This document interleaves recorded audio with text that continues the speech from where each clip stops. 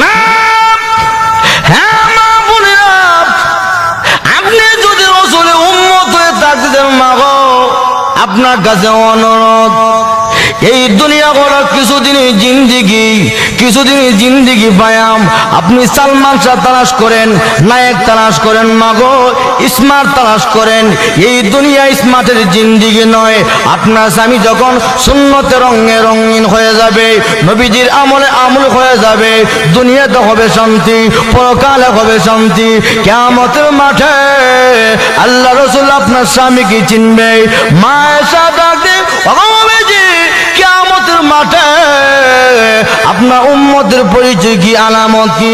আল্লাহর নবী ডাক দে, আয়েশা রে, আমার উম্মত যদি দুনিয়াতে সুন্নত মানে, আমার উম্মত যদি দুনিয়াতে 5 ওয়াক্ত নামাজ পড়ে, ওযু করে, তার প্রত্যেক অঙ্গ প্রত্যঙ্গের মধ্যে নূর চমকাবে।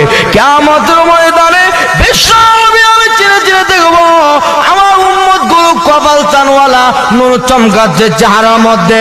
আমি নবী দেখে দেখে চিনে চিনে আমার উম্মতকে নিয়ে আমি নবী জান্নাতে পৌঁছিয়া যাব।